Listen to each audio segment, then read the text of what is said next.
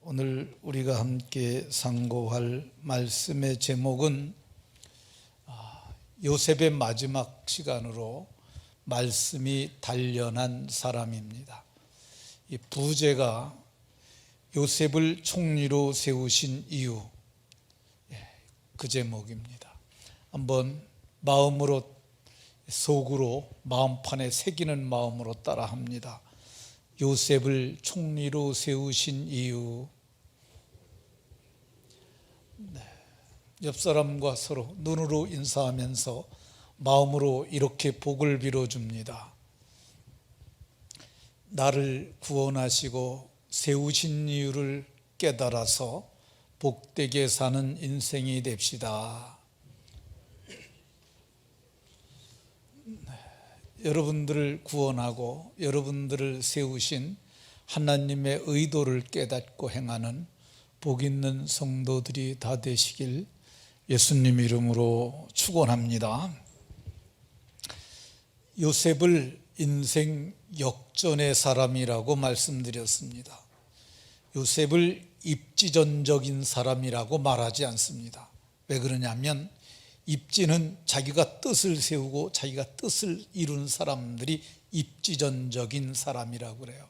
그러나 요셉은 인생 역전의 사람이라고 할 만한 것이, 그가 이 야곱의 11번째 아들로, 야곱이 가장 사랑했던 여인 라헬이 낳은 아들로 채색 옷을 입고 살았던 아들인데, 갑자기 그가 구덩이 속에서, 사망의 구덩이 속으로 던져졌다가 이스마엘 장사꾼들에게 노예로 팔려가는 비운의 때를 맞게 됩니다. 근데 요셉은 여기서 굴하지 아니하고 노예로 시작했으나 가정 총무가 되고, 다시 그가 왕의 죄수를 가두는 감옥에 들어가기는 했으나 다시 그가 그 감옥에서 나올 적에는 세마포를 입고 바로 앞에 서고 마침내 애굽을 통치하는 통치자가 되게 됩니다. 그래서 그를 인생 역전의 사람이라고 그렇게 말을 할 수 있습니다. 본문 21절을 보게 되면 바로가 요셉을 그의 집의 주관자, 모든 것을 마음대로 할 수 있게 했고 그의 소유물을 관리하게 했고, 요셉의 뜻대로 바로의 모든 신하를 다스렸으며 요셉이 자기의 지혜로 장로들을 교훈하게 했다고 말씀합니다. 어떻게 요셉이 이렇게 인생 역전의 사람이 될 수 있었을까? 성경은 오늘 19절에서 그의 말씀이 그를 단련하였다고 말합니다. 이 단련이라는 말이 한 번에 이루어졌다는 말이 아니에요. 하나님이 그를 택하시고 마침내 그를 총리로 세우기까지, 하나님이 이제 됐다고 할 때까지, 말씀이 응할 때까지 1년의 과정을 하나님께서 단련하셨다고 말합니다. 이 단련이라는 말은 그래서 장인이 작품을 만들어낼 때까지의 1년의 과정을 말합니다. 요셉을 그렇게 단련하신 하나님께서는 우리 모두도 택하셨어요. 어떤 목적을 갖고 택하셨느냐? 베드로 사도를 통하여 말씀하시길 핏부림을 얻기 위하여 택하심을 받았고, 히브리서 기자는 마음에 예수의 피가 뿌려졌고, 그래서 중생의 씻음과 새롭게 하심으로 새 생명을 갖게 하셨고, 그리고 이렇게 구원에 이른 자들을 마침내 하나님의 의도하시는 뜻대로 살아가도록 그를 이끌고 가신다고 성경이 말씀하고 있습니다. 여러분들도 그분의 뜻대로 택하심을 받았고 마음의 뿌림을 받았고 그 손에 인도하심을 받고 있는 줄로 믿으시기 바랍니다. 요셉을 이렇게 단련하신 후에 하나님께서 어떻게 하셨습니까? 이 19절을 보면 말씀이 응할 때까지, 이제 됐다라고 할 때까지 그를 단련하신 후에 하나님께서 왕에게 요셉의 소문을 듣게 하시고, 그리고 왕이 사람을 보내서 그를 이끌어냅니다. 그리고 요셉이 이제 자유인이 되고, 그리고 요셉이 바로 앞에 서서 바로의 꾼 꿈, 누구도 해석하지 못했던 그 꿈을 해석하게 합니다. 그리고 요셉이 꿈을 해석하고 위기를 극복할 대책을 말을 합니다. 근데 요셉이 바로와 그의 시내들 앞에서 이런 위기를 극복하려면은 명철하고 지혜 있는 사람을 택하여 애굽을 다스리게 하여야 한다고 말을 합니다. 그 말에 모든 바로와 그의 신하들이 공감을 합니다. 그리고 7년의 풍년이 올 동안 이 애굽 땅에 있는 모든 곡물 중에 5분의 1을 거두어서 각 성에 적치 쌓아두게 하라고 얘기를 합니다. 개역성 성경에는 적치라고 나왔어요. 각 성에 쌓아두게 하고, 그리고 2차 7년 흉년이 올 적에는 그 양식을 골고루 7분에서 나눠가지고 잘 나누어 주게 되면 이 흉년이 임할 때 저들이 망하지 아니하고 오히려 바로의 집안과 바로의 나라가 더욱 부강해질 것이라고 이렇게 말을 했습니다. 요셉의 말을 들은 바로와 그의 신하들이 이 일을 좋게 여겼다고 그럽니다. 그거는 마음으로 감복했다는 거야. 맞아. 어쩌면 저 사람은 저렇게 지혜로운 대책을 말할까? 근데 신하들이 그렇게 인정하는 것을 보고 바로가 그 신하들을 쳐다보면서 말합니다. 이와 같이 하나님의 영에 감동된 사람을 우리가 어찌 찾을 수 있으리요? 그러면서 하나님이 이 모든 것을 내게 보이셨으니 너와 같이 지혜롭고 명철한 자가 없다. 그러면서 그가 절대 권력을 그에게 위임합니다. 내가 너보다 높은 것은 보호자 하나뿐이라. 개역 개정판에서는 왕자라고 그랬는데 개역 성경에서는 보호자라고 말했어요. 마찬가지입니다. 가장 높은 자가 앉는 절대 권력의 자리를 내가 그것만 하나 갖고 있을 뿐이지 내가 너에게 모든 것을 위임한다고 말하면서 자기 선왕이 죽으면서 빼어서 자기 손에 끼워줬던 인장반지, 이 인장반지가 옥새예요. 옥새를 뺏어서 요셉의 손에 끼워줍니다. 그러면서 너는 애굽을 총리하라고 이렇게 말합니다. 그리고 그에게 권력의 상징인 세마포를 입히고 목에 금사슬을 드리고, 그리고 자기가 타고 다니던 버금 수레를 그에게 내어주고, 그리고 앞서는 자들이 말하기를 총리께서 나가신다 모두 엎드리라 하니까 애굽의 모든 백성들이 그 앞에 엎드리고 그는 애굽을 총리하는 절대자가 됐던 것을 볼 수가 있습니다. 그러면 왜 하나님께서는 요셉을 말씀으로 단련하시고 바로와 그의 신하들을 탄복하게 하시고, 그리고 절대 권력자가 인장반지를 끼워서 그를 높여서 절대 권력을 주며 애굽을 총리하게 하신 것일까? 이게 중요한 겁니다. 왜 하나님이 그렇게 하셨을까? 창세기 45장을 보게 되면 요셉의 형제들이 가나안 땅에 살았는데 가나안에 2년이 흉년이 지나니까 양식이 떨어졌어요. 그래서 양식을 사러 2번에 걸쳐서 그들이 애굽에 오게 됩니다. 근데 2번째 왔을 때 요셉이 그들을 시험하고, 이거 얘기하려면 몇 시간 해야 되니까 이건 빼고, 시험한 후에 그 형제들을 자기의 총리 관저로 부릅니다. 그리고 말합니다. 나는 요셉이라.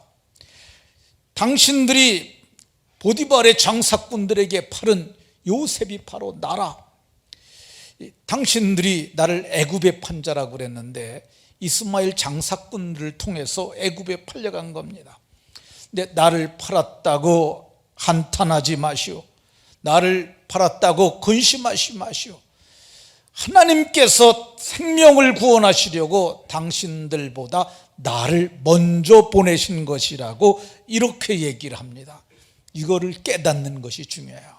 내가 총리가 됐는데, 내가 이러해서 총리가 됐는데, 내가 기억력이 좋아서, 내가 다른 사람들보다 잘 깨달아서, 내가 똑똑해서, 내가 꿈에 몽하는 은사도 있어서 이렇게 내가 했다고 하지 아니하고, 요셉은 자기를 보내신 이가 하나님이라고 8절에서 그렇게 말합니다. 나를 이리로 보내신 일은 당신들이 아니요 하나님이시라. 나를 오늘 찬양 불렀잖아요. 지으신 이도 하나님, 나를 택하신 이도 하나님, 나를 부르신 이도 하나님, 나로 하여금 이렇게 하나님이 일을 하게 하신 나의 나된 것도 다 하나님이라는 고백적 찬양을 했어요. 근데 이걸 깨닫는 것이 중요합니다. 이 요셉은 하나님이 나를 바로에게 아버지를 삼으시고, 바로가 요셉을 존경해서 절대 권력자가 그를 아비라고 부르고, 그를 온 집의 주로 주관자로 삼으시고 애굽 온 땅의 통치자로 삼으신 이가 하나님이라고 그렇게 말을 합니다.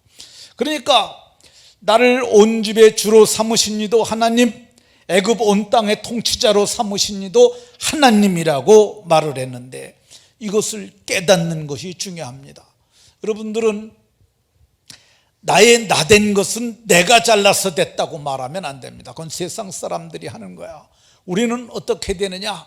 나의 나된 것은 하나님의 은혜라, 이렇게 고백하는 고백이 모두에게 있으시기를 예수님의 이름으로 축원합니다.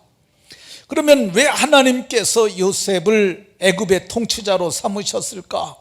요셉의 고백 두 가지를 봅니다. 45장 7절을 보게 되면, 당신들의 생명을 보존하고, 이 당신들이 누구예요? 요셉의 형제들이에요.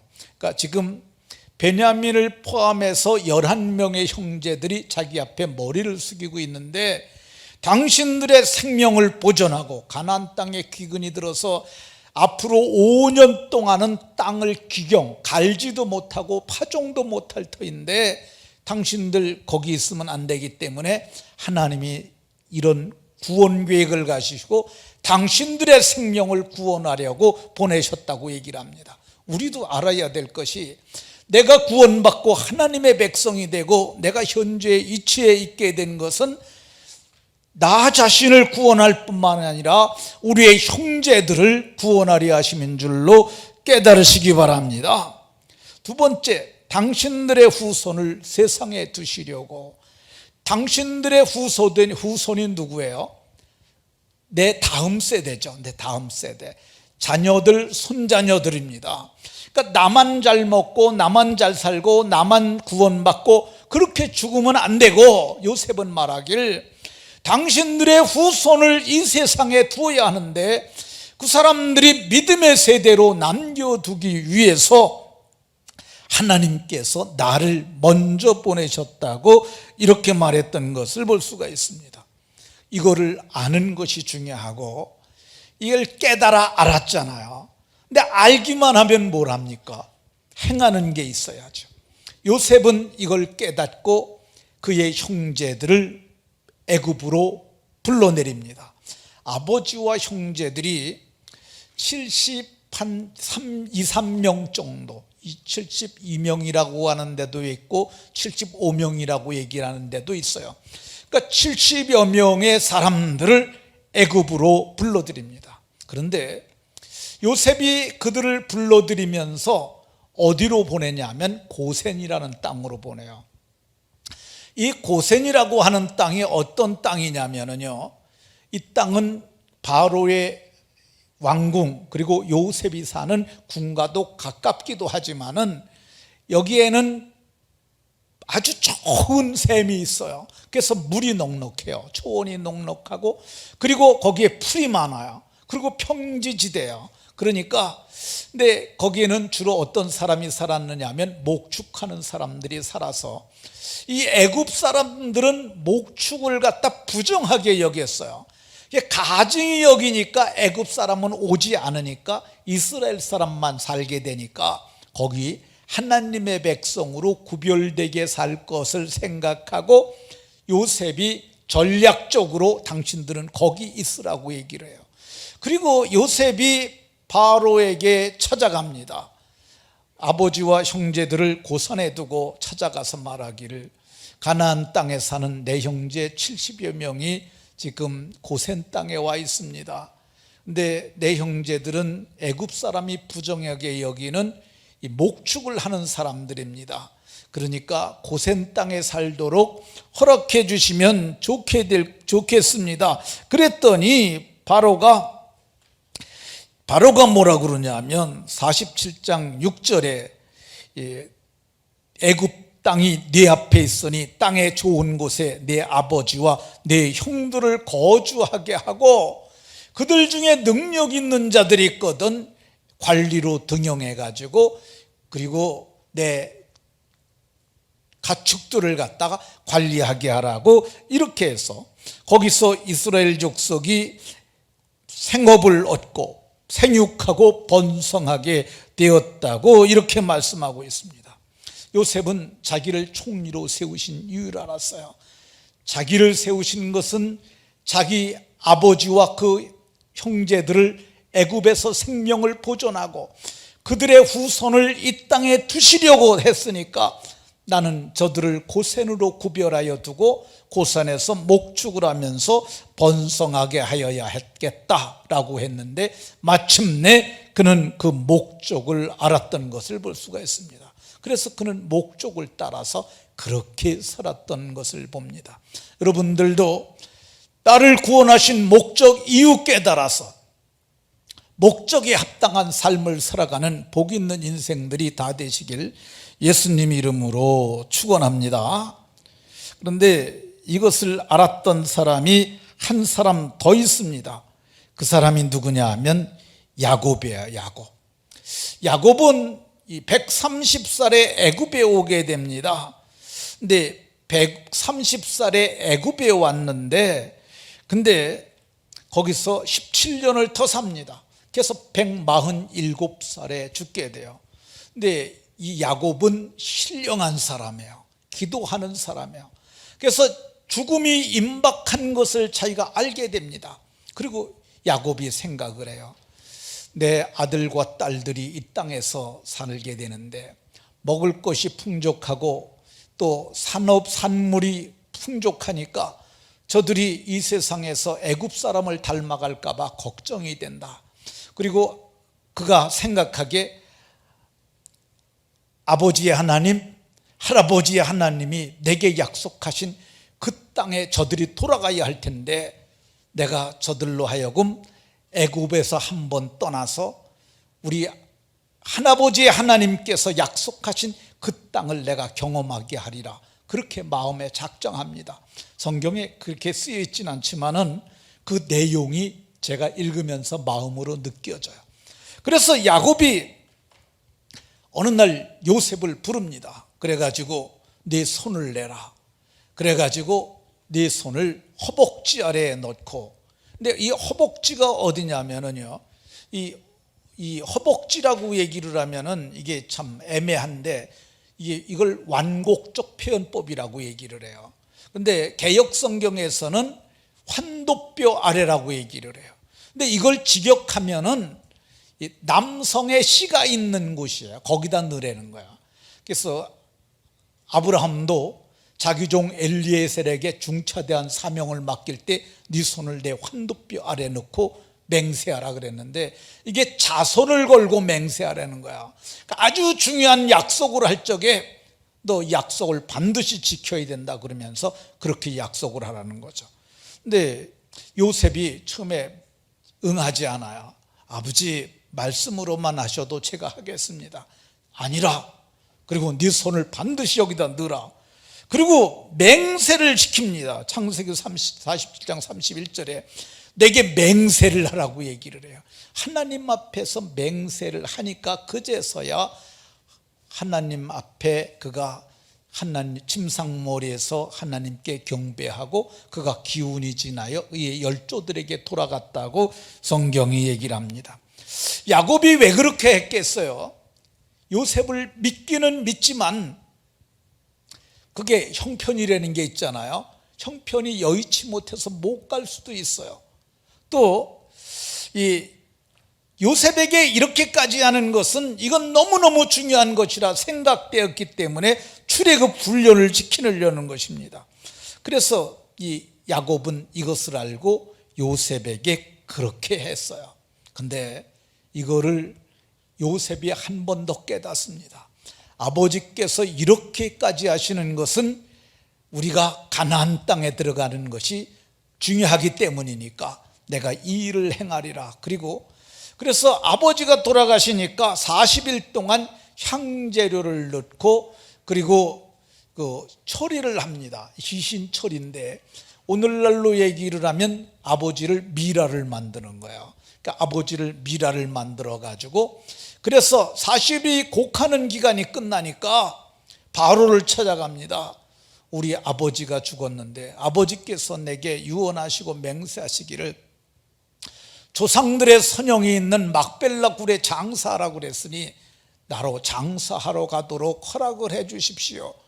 그래서 이 바로가 네 아버지를 장사하라 함으로 그래서 이제 장사 행렬이 떠나가게 되는데 이 성경을 보면 바로의 모든 신하, 바로 궁의 모든 원로들, 애굽 땅의 모든 원로들, 그러니 그 수가 얼마나 됐겠어요. 거기에다가 이 요셉의 온 집, 그리고 형제들, 그리고 아버지 집에 사는 모든 자들이 함께 올라갔는데 어린 아이들만 남겨놓고 그들이 모두 떠나갔다고 얘기를 합니다. 그래서 그들이 가나안 땅에 이르렀는데 그 때가 심히 컸고 그러니까 수만 정도가 올라갔을 거예요. 그게 왜 그러냐면 이게 사람이 가게 되면 원로들이 가니까 호위대가 또 따라갈 거고 그리고 그들을 부식을 공급하는 부대허며 어마어마한 무리가 거기를 올라갔는데 거기 가서 7일 동안 고굴했는데 이걸 보고 사람들이 아벨 미스라임, 애굽 사람의 큰 애통이라고 할 정도로 큰 장례를 했습니다. 그 무덤을 성경은 막벨라 굴이라고 얘기를 해요. 이 막벨라 굴에는 제일 먼저 장사된 사람이 아브라함의 아내 사라, 두 번째가 이제 아브라함이 175세에 죽는데 이 이삭과 이스마엘이 막벨라 굴에 장사했다고 기록하고 있고 그리고 이삭은 180살에 죽는데 이 성경을 보게 되면 에서와 야곱이 그를 장사했다고만 나와 있지 어디다 묻었는지는 알 수 없어요. 근데 야곱이 마지막에 창세기 49장에서 말을 합니다. 이 아브라함이 아내 사라가 거기 장사되었고 이삭과 그의 아내 리브가도 거기 장사되었으며 이삭도 거기 장사됐다고 그러니까 아브라함, 이삭, 그리고 야곱, 그리고 그의 처들이 거기 다 장사되었다고 이렇게 말하는 걸 볼 수가 있습니다. 근데 이 모든 사람이 한번 올라갔다 내려오면서 출애굽을 경험하게 하는 거죠. 이게 자기 당대와 다음 세대를 배려하는 믿음의 사람의 믿음의 행적입니다. 요셉은 자기를 총리를 삼은 것이 이스라엘을 기르라는 뜻이라는 걸 알고 이제 요셉도 죽을 때가 가깝습니다. 110세에 그가 죽었는데 죽을 때 그의 형제들과 그 후손들을 불러놓고 유언을 합니다. 내가 죽거들랑 나를 애굽에서 입관하라고 이렇게 얘기를 합니다. 하나님이 이제 나를 입관을 하게 되면은 마침내 하나님께서 당신들을 돌보시고 당신들을 그리고 당신들의 후손을 이끌어내서 나갈 때 그때 내 해골, 내 관을 메갖고 올라가게라 하라고 이렇게 얘기를 했던 것 볼 수가 있습니다. 성경을 보게 되면 창세기 맨 마지막 50장 마지막 절에 나오는 게 요셉을 몸에 향재료를 넣어서 미라를 만든 후에 애굽에 입관했다고 합니다. 장사 지내지 않았어요. 그래서 죽어서 장사 지내지 못하고 입관만 한 사람이 요셉입니다. 그러면 요셉은 입관을 해서 어떻게 했을까? 저는 요셉이 자기의 관을 모든 사람들이 지나가면서 볼 수 있는 그 고센의 중심에다가 관을 놨을 것 같아요. 흡사 우리나라의 보신각에 있는 그런 종처럼 말입니다. 이 우리나라의 종각이라고 불리우는 건물이 있어요. 이거를 보신각이라고도 부르고 종각이라고도 부릅니다. 여기 가보신 분들, 안 가본 사람들도 많죠. 우리 30살 이하 중에서 가본 사람만 손 들어봐. 30살 이하 중에 가본 사람. 저기 이번 주 중에 30살 권사님 70도 넘었잖아요. 30살 이하 중에 가본 사람이 없네요. 이게 띄워봐. 여기 한번 가보세요. 그러니까 저기 한 3,000원 가지면 전철 타고 가면 갔다 올 수 있으니까 여기 가서 한번 보고 오세요. 이게 이 동서대문을 연결하는 대로의 가운데 있고요. 남쪽으로는 남대문을 잇는 대로 접점에 있는데 이것이 세종 22년에 만들어서 매년 12월 31일 12시가 아니지 12시인가? 네, 12시가 딱 되게 되면 여기서 종을 33번 치잖아요. 근데 여기 서울 사람들은 거길 지나다니면서 그렇게 보게 돼요. 근데 오늘날은 차 타고 다니면서 잘 못 보는데 지금으로부터 이건 저기 몇 년 전 얘기냐면 그건 4,000년 전 얘기니까 그때는 다들 걸어 다닐 때 얘기니까 지나다니면서 보지 않았겠어요. 보면 뭐라고 그러겠어요. 그 당대는 다 요셉을 입관해서 거기다 간 갖다 놓을 적에 사람들이 다 보지 않았겠어요. 그 시대 사람들은 다 알아요. 근데 그 다음 세대들이 태어날 때 아버지하고 거길 지나가잖아요. 아버지 이거 뭐야? 이거는 애굽의 총리를 지내셨던 너네 조상되는 할아버지 요셉의 관이란다. 근데 왜 장사 안 지내고 여기다 그냥 놔뒀어요? 그 할아버지가 말했어. 하나님이 우리를 가나안 땅으로 이끌어낼 때가 오는데 그때까지 여기 계시겠다고 말씀하고, 그리고 우리가 가나안 땅을 떠나갈 때 자기의 해골을, 가나안 땅으로 떠나갈 때 해골을, 저 관을 메어달라고 그렇게 유언을 하셔서 거기 있단다. 그러면 애가 또 그러지 않겠어요? 아버지 그러면 우리 여기서 영원히 사는 거 아니고 가나안 땅으로 가야 돼? 그래, 그거는 이 요셉이 총리님으로 계실 때 우리를 손님으로 초대했는데 때가 되면 우린 가야 된다고 하나님이 말씀하셨어. 그게 언제야? 글쎄 나도 모르겠다. 그렇게 해서 아버지는 아들에게, 또 아들은 그 아들에게 입에서 입으로 이거를 구어 전승이라고 그래요. 그러니까 옛날 호랭이 담배 피던 시절에, 이거 다 옛날 어렸을 적에 할머니들이 한 번씩 여러분들에게 들려줬던 얘기 아닙니까? 근데 그 할머니는 어디서 들었느냐? 그 할머니에게 또 들었어요. 이게 입에서 입으로 전승되어 오는 것처럼 이렇게 전승이 되도록 요셉이 의도적으로 거기에 자기의 관을 갖다 놨다는 것을 볼 수가 있습니다. 그러면 정말로 요셉의 의도대로 그런 일이 일어났을까? 출애굽기 13장 18절을 보게 되면 이스라엘 자손이 애굽 땅에서 대열을 지어 나올 때, 그게 언제냐면 애굽에 들어간 지 430년이 끝나는 그날이에요. 그날에 대열을 지어서 나올 때 모세가 요셉의 유고를 가졌으니 요셉의 유언이 이루어지는 거죠. 요셉의 꿈이 이루어지는 거죠. 애굽에 입관된 지 359년 만에 요셉의 꿈이 실현돼서 이스라엘 백성들은 애굽에서 나오는 출애굽을 하고, 그리고 요셉은 앞장서서 관리 저들과 함께 하면서 저들과 함께 출애굽을 이루고 있는 것입니다. 그러면 이 요셉은 언제 장래가 될까? 가나안 정복 전쟁을 약 7년을 치릅니다. 그리고 7년이 지나서 요셉 지파가 요셉에 가져온 뼈를 세겜에 장사하였으니, 그러니까 여호수아 맨 마지막에 정복 전쟁이 끝나고 세겜에 장사했다고 얘기를 합니다. 애굽에 입관된 지 359년 만이요, 애굽에서 나온 지 7년 만에 가나안 땅을 정복이 완성되고 이스라엘 백성들이 다 거기에 정착한 후에 그가 장사되었던 것을 볼 수가 있습니다. 오늘 우리는 요셉의 행적을 보면서 요셉을 단련하신 이유, 요셉이 하나님께서 주신 일을 어떻게 마쳤는가를 살펴봤습니다. 우리도 살펴봐야 합니다. 하나님께서 나를 구원하신 이유가 뭘까? 나를 단련하신 이유가 뭘까? 나를 높이신 이유를 뭘까? 이것을 아는 것이 중요합니다. 내가 잘 먹고 잘 사는 것, 이거는 목적이 아니에요. 그건 살아가는 과정이고 그건 삶의 수단일 뿐이지, 우리의 궁극적인 목적은 뭐냐? 내가 잘 사는데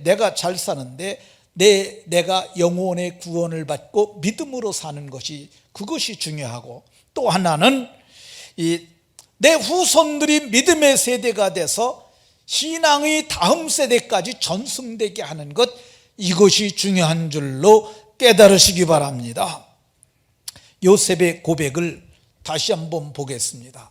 요셉이 깨닫고 하신 말씀, 당신들의 생명을 보존하고, 우리들 당대가 복을 받고 당대가 복을 누리고 당대가 구원의 은혜를 누리고 그리고 구원의 복음을 전해줘서 그 다음에 당신들의 후손들, 우리의 자녀 세대들, 손자 세대들이 모두 믿음으로 복음을 전승받아서 믿음의 세대가 되게 하려는 것, 하나님의 뜻인 줄로 믿으시기 바랍니다. 말씀을 마치도록 하겠습니다. 우리가 세상에서 잘 살 수도 있고 못 살 수도 있어요. 근데 가장 중요한 것, 내가 구원받는 것 중요하고 내 자녀 세대가 구원받는 것 중요해요. 이거를 못 이루면 실패자입니다. 근데 좀 부족하게 살았다 할지라도 죽는 날까지 내가 믿음으로 잘 살면 이 사람은 성공자예요. 그리고 자기를 넘어 자기 후손들까지 모두 예수 잘 믿고 믿음의 세대로 살게 하고 하나님 나라에 들어가게 한다면 그 사람들은 더욱 훌륭한 사람일 것입니다. 모두가 믿음으로 잘 사는 복이 있으시기를 예수님 이름으로 축원합니다.